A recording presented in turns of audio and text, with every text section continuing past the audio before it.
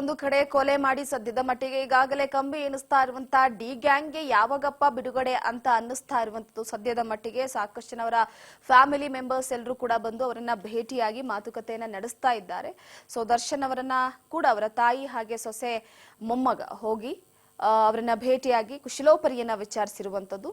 ಈ ಬಗ್ಗೆ ಮತ್ತಷ್ಟು ಅಪ್ಡೇಟ್ ಕೊಡ್ತಾರೆ ನಮ್ಮ ಪ್ರತಿನಿಧಿ ಯತೀಶ್. ನ್ಯೂಸ್ ಡೆಸ್ಕ್ ದಿಂದ ನೇರ ಸಂಪರ್ಕದಲ್ಲಿದ್ದಾರೆ. ಯತೀಶ್, ಪ್ರಮುಖವಾಗಿ ಒಂದು ಕಡೆ ರೇಣುಕಾಸ್ವಾಮಿ ಕೊಲೆ ಪ್ರಕರಣದಲ್ಲಿ ಈಗಾಗಲೇ ಪಂಜರದ ಗಿಳಿಯಾಗಿರುವಂತ ದರ್ಶನ್ ಅವರನ್ನ ನೋಡೋದಕ್ಕೆ ಸಾಕಷ್ಟು ಜನ ಬರ್ತಾ ಇದ್ದಾರೆ. ಯಾರೇ ಬಂದರೂ ಕೂಡ ಅವರ ಕುಟುಂಬದ ಅಂದ್ರೆ ಅವರ ಹೆಂಡತಿ ಆಗಿರ್ಬೋದು, ಮಗ ಆಗಿರ್ಬೋದು, ಅವರ ತಾಯಿ, ಸಹೋದರ ಇವರು ಬಂದ್ರೆ ಒಂದ್ ರೀತಿ ಸಮಾಧಾನ.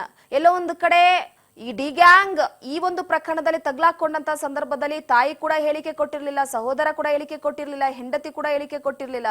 ಎಲ್ಲೋ ಒಂದು ಕಡೆ ಸಾಕಷ್ಟು ಕುತೂಹಲಕ್ಕೆ ಕಾರಣವಾಗಿತ್ತು. ಈಗ ತಾಯಿ ಆ ಕರುಳ ಬಳ್ಳಿ ಅಂತ ಹೇಳ್ತಾರಲ್ಲ, ಸೊ ಎಲ್ಲೋ ಒಂದು ಕಡೆ ಆ ಕರುಳ ಕುಡಿಯನ್ನ ನೋಡೋದಕ್ಕೆ ಹೋಗಿ ಈಗ ದಾಸನ ಕಣ್ಣಲ್ಲಿ ನೀರು ಬರುವ ರೀತಿಯಾಗಿದೆ. ಏನಿದೆ ಬಗ್ಗೆ ಅಪ್ಡೇಟ್? ಎಸ್ ರೂಪ, ಒಂದು ಮಾತು ನೀವು ಹೇಳ್ತೀರಾ. ಆಕ್ಚುಲಿ ತಾಯಿ ಮತ್ತೆ ಮಗ ನಡುವೆ ಬಹುದೊಡ್ಡ ಅಂತರ ಇತ್ತು ಅನ್ನೋ ಮಾತು ಹೇಳ್ತೀರಿ. ಅಫ್ಕೋರ್ಸ್ ಅದು ನಿಜ ಕೂಡ ಹೌದು. ಯಾಕೆಂತಂದ್ರೆ ಸುಮಾರು ವರ್ಷಗಳಿಂದ ದರ್ಶನ್ ಮತ್ತೆ ತಾಯಿ ನಡುವೆ ಒಂದಷ್ಟು ಕಂದಕ ಇತ್ತು, ಅಂದ್ರೆ ಒಂದಷ್ಟು ಮನಸ್ತಾಪ ಉಂಟಾಗಿ ಬೇರೆ ಬೇರೆ ಇದ್ರು ಅನ್ನೋ ಮಾತನ್ನ ಗೊತ್ತಿರುವಂತರ. ಅದಕ್ಕೆ ಕಾರಣ ಕೂಡ ಪವಿತ್ರ ಗೌಡ ಅನ್ನೋದು ಒಂದಷ್ಟು ಮೂಲಗಳು ಹೇಳುತ್ತೆ. But I am not sure ಇದೇ ನಿಜ ಅಂತ ನಂಗೆ ಗೊತ್ತಿಲ್ಲ. ಬಟ್ ಒಂದೊಂದು ನಿಜ, ಯಾಕೆಂತಂದ್ರೆ ಈಗಾಗಲೇ ಗೊತ್ತಿರುವಂತೆ Darshan and gang D gang ಏನಿದೆ, ಸುಮಾರು 17 ಜನ ಕೊಲೆ ಆರೋಪದಡಿ, ರೇಣುಕಾಸ್ವಾಮಿಯ ಕೊಲೆ ಆರೋಪದಡಿ ಈಗ ಜೈಲು ಪಾಲಾಗಿದ್ದಾರೆ. ಅವ್ರು ನೋಡೋದಕ್ಕೆ ಸಾಕಷ್ಟು ಮಂದಿ ಹೋಗ್ತಾ ಇರೋದನ್ನ ಗಮನಿಸ್ತಾ ಇದ್ದೀವಿ. ಸೊ ದರ್ಶನ್ ಅಂತಂದ್ರೆ ಕನ್ನಡ ಚಿತ್ರರಂಗದ ಮೇರು ನಟ ಅನ್ನೋದು ಗೊತ್ತಿರುವಂಥ ವಿಚಾರ, ಒಬ್ಬ ಖ್ಯಾತ ನಟ ಕೂಡ ಹೌದು. ಸೊ ಅವ್ರು ನೋಡೋದಕ್ಕೆ ಅಭಿಮಾನಿಗಳು ದೊಡ್ಡ ಬಳಗನೆ ಹೋಗ್ತಾ ಇದೆ. ಬಟ್ ಯಾರಿಗೂ ಕೂಡ ಅಲ್ಲಿ ಪರ್ಮಿಷನ್ ಕೊಡ್ತಾ ಇಲ್ಲ. ಯಾರ ಅಭಿಮಾನಿ ಕೂಡ ಹೋದ್ರೂ ಕೂಡ ಸೊ ಯಾರಿಗೂ ಪರ್ಮಿಷನ್ ಕೊಡ್ತಿಲ್ಲ, ನೀವು ದರ್ಶನ ನೋಡೋಕೆ ಸಾಧ್ಯ ಇಲ್ಲ ಅನ್ನೋ ಮಾತನ್ನ ಪೊಲೀಸ್ ಅಲ್ಲಿಂದ ಹೇಳಿ ಕಳಿಸ್ತಾ ಇದ್ದಾರೆ. ಜೈಲಧಿಕಾರಿಗಳು ಅಲ್ಲಿಂದ ಇನ್ಫಾರ್ಮೇಷನ್ ಕೊಟ್ಟಿರುವಂಥದ್ದು. ಅದಷ್ಟೇ ಅಲ್ಲದೆ ದರ್ಶನ್ ಕೂಡ ಒಂದು ಮಾತನ್ನು ಹೇಳಿದ್ದಾರೆ, ಯಾರು ಕೂಡ ಇಲ್ಲಿ ಬರುವಂಥ ಕೆಲಸ ಮಾಡಬಾರ್ದು ಅನ್ನೋ ಒಂದು ಮಾತನ್ನು ಕೂಡ ದರ್ಶನ್ ಅವರ ಪತ್ನಿ ವಿಜಯಲಕ್ಷ್ಮಿ ಅವರು ಕೂಡ ಈ ಮಾತನ್ನು ಹೇಳಿದ್ರು. ಸೊ ಈ ಒಂದು ವಿಚಾರದಲ್ಲಿ ಹಾಗಾಗಿ ಇನ್ನು ಸಾಕಷ್ಟು ದಿನಗಳಿಂದ ದರ್ಶನ್ ಅವರ ಕೋರಿಕೆ ಇತ್ತು ಕೂಡ, ಜೊತೆಗೆ ಎಲ್ಲ ಅಭಿಮಾನಿಗಳು ಕೇಳ್ಕೊಳ್ತಾ ಇದ್ರು ಯಾವಾಗ ದರ್ಶನ್ ಅವರ ತಾಯಿ, ಅವರ ಸಹೋದರ ಹೋಗಿ ಮತ್ತೆ ನೋಡ್ಕೊಂಡು ಬರ್ತಾರೆ, ದರ್ಶನ್ ಜೊತೆ ಮಾತಾಡ್ತಾರೆ ಅನ್ನೋದಂತೂ ಸಾಕಷ್ಟು ಜನರ ಒಂದು ಅಭಿಪ್ರಾಯ ಆಗಿತ್ತು. ಸೊ ಅದು ಈಗ ಆಗಿರುವಂಥದ್ದು. ಯಾಕೆಂತಂದರೆ ಎಲ್ಲರಿಗೂ ಗೊತ್ತಿರುವಂತೆ ದರ್ಶನ್ ಹಾಗೂ ದರ್ಶನ್ ಅವರ ತಮ್ಮ ಏನು ದಿನಕರ್ ಇದ್ದಾರೆ, ಜೊತೆಗೆ ತಾಯಿ ಏನಿದ್ದಾರೆ ಮೀನಮ್ಮ ಇದ್ದಾರೆ, ಅವರ ನಡುವೆ ಒಂದಷ್ಟು ಮನಸ್ತಾಪ ಇತ್ತು. ಹಾಗಾಗಿ ದರ್ಶನದ ಅಂತರವನ್ನು ಕಾಯ್ಕೊಂಡಿದ್ರು. ಸೊ ಈಗ ಈ ಸಂದರ್ಭ ಅಂತರ ಕಾಯ್ಕೊಳ್ಳೋಕ್ಕಾಗೋದಿಲ್ಲ. ಮಗ ಜೈಲಲ್ಲಿದ್ದಾನೆ, ಎಷ್ಟೇ ಆದರೂ ಎಂಥ ತಪ್ಪೇ ಮಾಡಿದ್ರು ಕೂಡ ಮಗನೇ ಹೋದಲ್ವಾ. ಸೊ ಮಗನ ನೋಡೋದಕ್ಕೆ ಮೀನಮ್ಮ ಅವರು ಹೋಗಿರುವಂಥದ್ದು. ಆ ಒಂದು ಸಂದರ್ಭದಲ್ಲಿ ಇವ್ರ ಜೊತೆಗೆ ದರ್ಶನ್ ಅವರ ಮಗ ವಿನೀಶ್ ಜೊತೆಗೆ ಹೆಂಡತಿ ವಿಜಯಲಕ್ಷ್ಮಿ ಕೂಡ ಸಾಥನ್ನು ಕೊಟ್ಟಿದ್ದಾರೆ. ಸೊ ಜೈಲಿಗೆ ಹೋದಂಥ ಸಂದರ್ಭದಲ್ಲಿ ಗೊತ್ತೇ ಇದೆ, ಏಕೆಂದರೆ ಜೈಲಿಗೆ ಹೋಗಿದ್ದೆ ನಮ್ಮ ಮಗ ಅಂತ ಕಣ್ಣೀರು ಸಹಜ ಬಂದೇ ಬರುತ್ತೆ. ಮಗನ ಈ ಕಷ್ಟವನ್ನು ನೋಡಿ ತಾಯಿ ಕೂಡ ಹತ್ತಿದ್ದಾರೆ, ಜೊತೆಗೆ ಅಮ್ಮನ ಕಣ್ಣಲ್ಲಿ ನೀರನ್ನು ಕಂಡಂಥ ದರ್ಶನ ಕೂಡ ಕಣ್ಣೀರು ಹಾಕಿದ್ದಾರೆ ಅನ್ನೋ ಮಾಹಿತಿ ಈಗ ಜೈಲಿಂದ ಅಂದರೆ ಅಲ್ಲಿ ಇರುವಂಥ ಇನ್ಫಾರ್ಮೇಷನ್ ಸಿಕ್ಕಿರುವಂಥದ್ದು ನಮಗೆ. ಅದಷ್ಟಲ್ಲದೆ ಮಗದನ್ನು ತಬ್ಬಿಕೊಂಡು ಕೂಡ ದರ್ಶನ್ ಅವರು ತುಂಬ ಕಣ್ಣೀರು ಹಾಕಿದ್ದಾರಂತೆ. ಅದು ನಮಗೂ ಕೂಡ ನೋವಾಗುತ್ತೆ. ಏಕೆಂತಂದರೆ ಈ ಒಂದು ಸಂದರ್ಭದಲ್ಲಿ ಒಬ್ಬ ನಟ ಎಲ್ಲೋ ಇರಬೇಕಾದ ನಟ ಇವತ್ತು ಜೈಲಲ್ಲಿದ್ದಾರೆ ಅಂದಾಗ ತುಂಬ ನೋವಾಗುವಂಥ ಸಂದರ್ಭ ಇದು, ವಿಶೇಷ ಕೂಡ ಹೌದು. ಬಟ್ ಈ ದಿನಗಳಲ್ಲಿ ಒಂದಷ್ಟು ದಿನಗಳಲ್ಲಿ ದರ್ಶನ್ ಮೌನಕ್ಕೆ ಜಾರಿದ್ದಾರೆ ಅನ್ನೋ ವಿಚಾರ ಕೂಡ ಹೌದು. ಏಕೆಂತಂದರೆ ಯಾರನ್ನೂ ಕೂಡ ಬಂದರೂ ದರ್ಶನ್ ಅವರು ನೋಡೋದಕ್ಕೆ ಹೋಗ್ತಾ ಇರಲಿಲ್ಲ. ಎಲ್ಲೋ ಒಂದು ಕಡೆ ನಿನ್ನೆ ಅಷ್ಟೇ ರಕ್ಷಿತ್ ಪ್ರೇಮ ಅವರು ಕೂಡ ಹೋಗಿ ದರ್ಶನ ಮಾತಾಡ್ಸ್ಕೊಂಡು ಬರುವಂಥ ಕೆಲಸ ಮಾಡಿದ್ರು. ಎಲ್ಲೋ ತಮ್ಮ ಆಪ್ತರಿಗೆ ಮಾತ್ರ, ತುಂಬ ಹತ್ತಿರದವ್ರಿಗೆ ಮಾತ್ರ ದರ್ಶನ್ ಅವರು ಬರೋದಕ್ಕೆ ಪರ್ಮಿಷನ್ ಕೊಟ್ಟಿದ್ದಾರೆ, ನೋಡೋದಕ್ಕೆ ಪರ್ಮಿಷನ್ ಕೊಟ್ಟಿದ್ದಾರೆ ಅನ್ನಲಾಗ್ತದೆ. ಸೊ ಇಷ್ಟು ದಿನಗಳು ಏನು ಪರಪ್ಪನಗರ ಜೈಲಲ್ಲಿ ಸೇರಿದ್ದಾರೆ ದರ್ಶನ್ ಅವರು, ಇಷ್ಟು ದಿನಗಳಲ್ಲಿ ಒಂದಷ್ಟು ದರ್ಶನ ಬದಲಾವಣೆ ಆಗಿದೆ ಅನ್ನೋ ಮಾತುಗಳು ಕೇಳಿ ಬರ್ತಾ ಇದೆ. ಅದಷ್ಟೇ ಅಲ್ಲ, ಪಶ್ಚಾತ್ತಾಪದ ನೋವಲ್ಲಿ ದರ್ಶನ್ ಬೈತಾ ಇದ್ದಾರೆ ಅಂತ ಹೇಳಲಾಗ್ತಾರೆ. ಯಾಕೆ ತಪ್ಪಾಯಿತು, ಏನಾಯಿತು, ಯಾಕೆ ಈಗ ಮಾಡಿಕೊಂಡೆ, ಒಂದು ಕೊಲೆ ಆಗಿದೆ, ಬೈ ಚಾನ್ಸ್ ಕೊಲೆ ಆರೋಪದ ಸಿಗಾಕಿಕೊಂಡ್ರೆ ಮುಂದಿನ ಶಿಕ್ಷೆ ಹೇಗಿರುತ್ತೆ, ಇದೆಲ್ಲ ನೋವು ಅವರನ್ನು ಕಾಡ್ತಾ ಇರೋದನ್ನು ಗಮನಿಸ್ತಾ ಇರೋದು ಅಲ್ಲಿರುವಂತ ಹೇಳ್ತಾ ಇದ್ದಾರೆ. ಜೊತೆಗೆ ಜೈಲು ಅಧಿಕಾರಿಗಳು ಕೂಡ ಈ ಬಗ್ಗೆ ಇನ್ಫಾರ್ಮೇಷನ್ ಕೊಡ್ತಾ ಇರುವಂಥದ್ದು.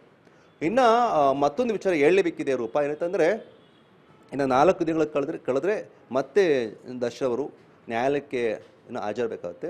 ಸೊ ಆರ್ಥಿಕ ಏನಿದೆ ಒಂದು ವಿಶೇಷ ನ್ಯಾಯಾಲಯ ಏನಿದೆ, ಆ ಒಂದು ನ್ಯಾಯಾಲಯಕ್ಕೆ ಈಗ ದರ್ಶನ್ ಅವರು ಕೂಡ ಮತ್ತೆ ಆಗ್ತಾರೆ 4 ದಿನಗಳ ನಂತರ. ಆ ನಂತರ ಮತ್ತೆ ಅಷ್ಟು ಚರ್ಚೆ ನಡೆಯುತ್ತೆ. ಚರ್ಚೆ ಆದಮೇಲೆ ದರ್ಶನ್ ಅವರಿಗೆ ಅಲ್ಲಿ ಬೇಲ್ ಸಿಗುತ್ತೋ ಅಥವಾ ಮತ್ತೆ ಪರಪ್ಪನ ಅಗ್ರಹಾರ ಜೈಲಿಗೆ ಗತಿ ಆಗುತ್ತೋ ಗೊತ್ತಿಲ್ಲ. ಸೊ ಇದಿಷ್ಟು ವಿಚಾರಗಳು ಅಲ್ಲಿಂದ ಕೇಳಿ ಬರ್ತಾ ಇದೆ ರೂಪಾ. ಒಂದ್ ಕಡೆ ಯತೀಶ್ ಈಗಾಗಲೇ ಇನ್ನೇನು 2-3 ದಿನದಲ್ಲಿ ಮತ್ತೆ ಕೋರ್ಟ್ಗೆ ಕೆಲವೊಂದಿಷ್ಟು ಸಾಕ್ಷ್ಯಗಳನ್ನ ಕೊಡೋದಕ್ಕೆ ಪೊಲೀಸರು ಕೂಡ ತಯಾರಿಯನ್ನು ನಡೆಸಿದ್ದಾರೆ.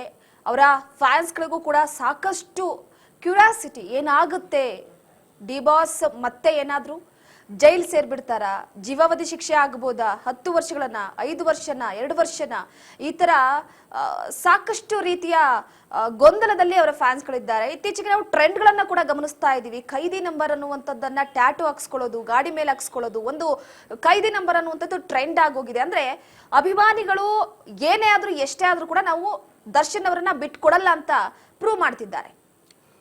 ಎಸ್, ಒಂದು ಮಾತು ನೀವು ಹೇಳ್ದ ಹಾಗೆ ಈ ಥರ ಅಭಿಮಾನಿಗಳು ಸಿಗೋದು ತುಂಬ ಅಂದರೆ ತುಂಬ ರೇರ್ ರೂಪ. ಏಕೆಂತಂದರೆ ಬೈ ಚಾನ್ಸ್ ಯಾರೋದೊಬ್ಬ ತಾವು ಆರಾಧಿಸುವಂಥ ಒಬ್ಬ ವ್ಯಕ್ತಿಯನ್ನು ತಪ್ಪು ಮಾಡ್ದ ಅಥವಾ ಏನಾದರೂ ಶಿಕ್ಷೆಗೆ ಗುರಿಯಾದ ಅಂತಂದಾಗ ಅವ್ರನ್ನ ದೂರ ಅಂತ ನಾವು ಕಾಯ್ಕೊಳ್ತೀವಿ. ಆ್ಯಕ್ಚುಲಿ ಎಲ್ಲರೂ ಕೂಡ ಇದನ್ನು ಮನುಷ್ಯನ ಸಹಜ ಗುಣ ಅಂತ ಕರೀತಾರೆ. ಬಟ್ ದರ್ಶನ ವಿಚಾರದಲ್ಲಿ ಮಾತ್ರ ಆಗಲ್ಲ. ಆತ ಏನೇ ತಪ್ಪು ಮಾಡಲಿ, ಏನೇ ವಿಚಾರಗಳಿಂದ ಇರಲಿ, ಏನೇ ಇರಲಿ, ವಾಟ್ ಎವರ್ ಇಟ್ ಈಸ್, ಆದರೆ ಫ್ಯಾನ್ಸ್ ಮತ್ತು ಬಿಟ್ಕೊಡಲ್ಲ. ಯಾವತ್ತಿದ್ರೂ ನನಗೆ ನಮ್ಮ ಬಾಸೆ ನಮಗೆ ಬಾಸ್ ಅಂತ ಮಾತನ್ನು ಹೇಳ್ತಾ ಇರ್ತಾರೆ. ಡಿ ಬಾಸೆ ನಮಗೆ ಎಲ್ಲದೂ ಮಾತನ್ನು ಹೇಳ್ತಾ ಇರ್ತಾರೆ. ಒಂದು ವಿಚಾರ ನೋಡ್ಕೊಳ್ಳಿ, ಈಗ ಏನೀಗ ಖೈದಿ ನಂಬರ್ 6106 ಇದೆಯಲ್ಲ, ಅದೀಗ ದೊಡ್ಡ ಟ್ರೆಂಡಿಂಗ್ ಆಗಿದೆ. ವಾಟ್ ಎವರ್ ಇಟ್ ಈಸ್, ನಮ್ಮ ಬಾಸಿಗೆ ನಂಬರ್ ಕೊಟ್ಟಿದ್ದೀರಾ, ಅದು ನಾವು ಯೂಸ್ ಮಾಡ್ತೀವಿ. ನೀವು ಕೈಯ ಮೇಲೆ ಅಚ್ಚೆ ನೋಡ್ತಿರ್ಬೋದು, ಗಾಡಿಗಳ ಮೇಲೆ ಅದನ್ನು ನಂಬರ್ ಪ್ಲೇಟ್ ಹಾಕ್ಕೊಳ್ತಿರೋದನ್ನ ನೋಡ್ಬೋದು. ಹೀಗೆ ತಮ್ಮ ತಮ್ಮ ಅಭಿಮಾನಿಗಳು ವ್ಯಕ್ತಪಡಿಸೋದನ್ನು ಗಮನಿಸ್ತಾ ಇದ್ದೀವಿ. ಅಂದರೆ ಒಬ್ಬ ನಟನಿಗೆ ಈ ಥರದ ಅಭಿಮಾನ ಸಿಗ್ತಾರೆ ಅಂದರೆ ಅದು ನಿಜಕ್ಕೂ ಕೂಡ ಗ್ರೇಟ್ನೆಸ್ ಅಂತ ಹೇಳ್ಬೋದು. ನನಗಾಗಲೇ ಹೇಳ್ದಂಗೆ ಈ ಥರ ವ್ಯಕ್ತಿಗಳು ಸಿಗೋದೇ ಇಲ್ಲ. ಸಾಮಾನ್ಯವಾಗಿ ಒಬ್ಬ ವ್ಯಕ್ತಿ ತಪ್ಪು ಮಾಡ್ದ ಅಂತಾರೆ ಚೇಂಜ್ ಆಗ್ತಾನೆ ಇರ್ತಾರೆ. ಬಟ್ ದರ್ಶನ್ ವಿಚಾರದಲ್ಲಿ, ಅವರ ಅಭಿಮಾನಿಗಳ ವಿಚಾರದಲ್ಲಿ ಇದು ಮತ್ತೆ ಸಾಧ್ಯ ಆಗ್ತಿಲ್ಲ ಅಂತ ಹೇಳ್ಬೋದು. ಅಷ್ಟರ ಮಟ್ಟಿಗೆ ಅವ್ರನ್ನ ತುಂಬ ಪ್ರಾಣಕ್ಕಿಂತ ಹೆಚ್ಚಾಗಿ ಅವ್ರನ್ನ ಪ್ರೀತಿ ಮಾಡ್ತಾರೆ, ಆರಾಧಿಸ್ತಾರೆ ಅನ್ನೋದನ್ನು ನಾವಿಲ್ಲಿ ಗಮನಿಸಬೇಕಾಗತ್ತೆ. ಇದೆಷ್ಟೇ ಅಲ್ಲ, ಈಗ ನಾನು ಒಂದು ದಶಕದ ಹಿಂದೆ ಯಾವಾಗ ಜೈಲಿಗೆ ಹೋಗಿದ್ರು ದರ್ಶನ್ ಅವರು, ಆ ಟೈಮಲ್ಲೂ ಕೂಡ ಅಭಿಮಾನಿಗಳು ಬಿಟ್ಕೊಟ್ಟಿಲ್ಲ.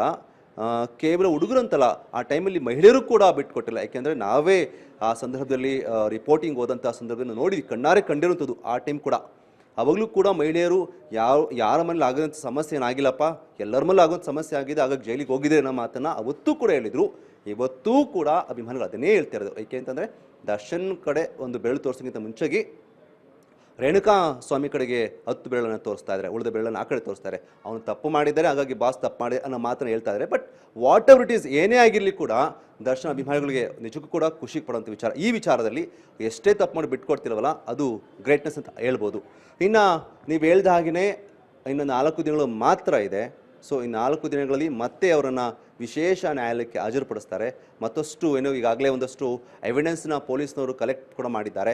ಅದನ್ನು ಪೊಲೀಸ್ ಕಡೆಯವರು ಸಬ್ಮಿಟ್ ಮಾಡ್ತಾರೆ. ಜೊತೆಗೆ ಈ ಕಡೆ ದರ್ಶನ್ನ ಕಡೆ ವಕೀಲರು ಕೂಡ ಬೇಲಿಗೆ ಅಪ್ಲೈ ಮಾಡ್ಬೋದು ಅಂತ ಹೇಳಲಾಗ್ತಾ ಇದೆ.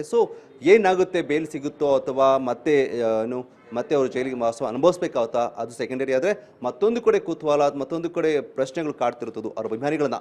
ದರ್ಶನ್ ಅವರಿಗೆ ಎಷ್ಟು ವರ್ಷದ ಕಾಲ ಜೈಲು ಶಿಕ್ಷೆ ಆಗ್ಬೋದು, ನೀವು ಹೇಳ್ದಂಗೆ ಜೀವಾವಧಿ ಶಿಕ್ಷೆ ಆಗುತ್ತಾ, ಅಥವಾ ಕೊಲೆ ಆರೋಪಿ ಅಡಿಯವರು ಮತ್ತೆ ಬಂಧಿ ಹಾಕ್ತಾರಾ?